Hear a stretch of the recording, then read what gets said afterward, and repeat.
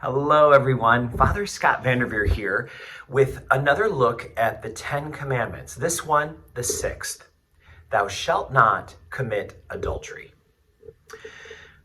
There was a famous interview by then presidential candidate Jimmy Carter in a magazine back in the 70s. And in that interview, he said, I will admit that although I have always been faithful to my wife, I have lusted after women in my heart. That caused a firestorm. And maybe, in retrospect, the reason it did is because people were not expecting to hear such honesty from a politician. Of course, we need to make apologies there to any politician because there are many, many honest politicians in our world. But Jimmy Carter was speaking honestly there. There are, of course, times when a married person feels an attraction to someone who is not their spouse. And what we do with that is where the wrestling for holiness comes into play. This commandment provides an opportunity for us to kind of sharpen our focus about a couple of distinctions in the moral life, but also helps us to understand things a little bit better in the dynamics of sin. So let's begin by just saying that every sin is a messed up, mutated attempt to find love. All of the sins are like that. They are misguided love. As the old country song goes, they are looking for love in all the wrong places. That's what a sin is. It's using the old Greek verbiage. A sin is like an archer missing the mark. The archer is trying to reach the bullseye of love, but mistakes that through things like anger, wrath, pride, through vanity, through dishonesty, through envy and jealousy and greed and fear and all of those other sins. The one where it's perhaps clearest that a person is looking for love and settles for something less, misses the mark, is lust. Lust is the pursuit of love through merely physical interactions. Because love is spiritual and emotional and mental and physical and all-encompassing, something as simple as physical expression of attraction, that's clearly counterfeit.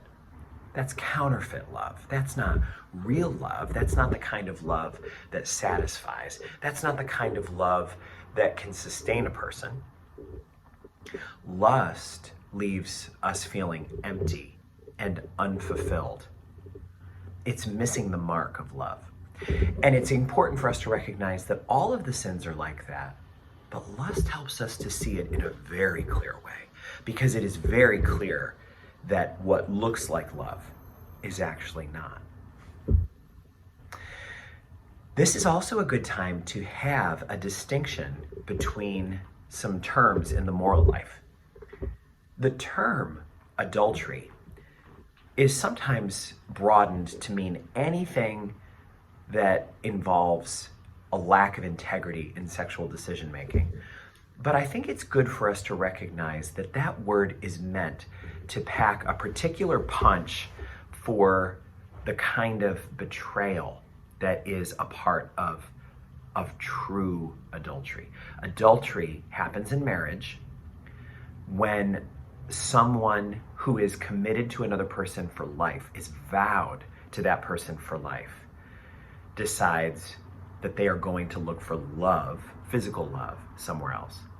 And maybe it's fair to also acknowledge here, there are all sorts of affairs. There are emotional affairs. There are affairs that are truly passionate and involve attachment and mutuality, and there are affairs that are just physical.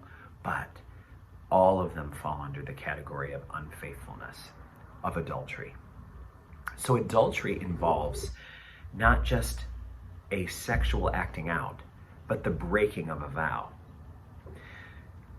When we are not married, and that is what's happening, if that is a description of two people that are uncommitted to each other, the term for that, which you are certainly familiar with, but may not realize how it is specifically applied in the moral life, the term for that is fornication.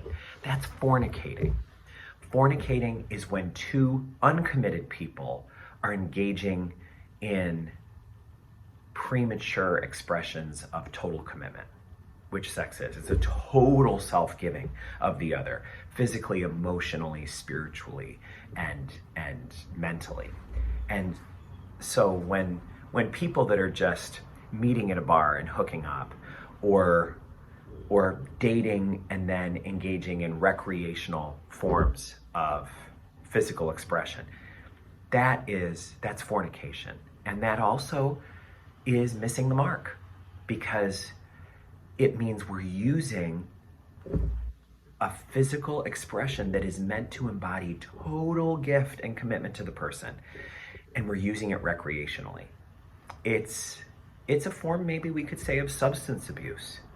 In this case, the substance is an action, but it is an abuse, just as we can abuse alcohol or food, just as we can abuse shopping or the internet or whatever.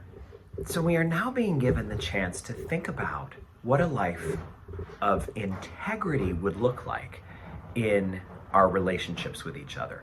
What would it look like if our physical expressions for other people perfectly reflected our level of love and commitment to them?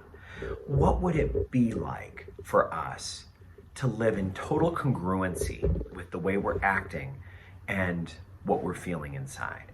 So that if we're going to give ourselves fully to someone, it would only be to someone that we've committed fully to. Is there any way that we could take the sacredness that sexual expression is and reserve it only for the most sacred times with the most sacred person? Is there a way that we can make that holy, to put a fence around that and make that holy, never using it as recreation, never abusing it as a diversion, never trying to kickstart our adrenaline with it? One of the ways that we can recognize the importance of this is to remember that every single person who's out there started off as someone's child, as a baby who had to learn how to walk and had to learn how to talk, who had stuffed animals that they loved, who had a first word, who was the treasured beloved of someone, maybe a grandmother that they called Nana, or maybe a grandfather, mother, father, godparent.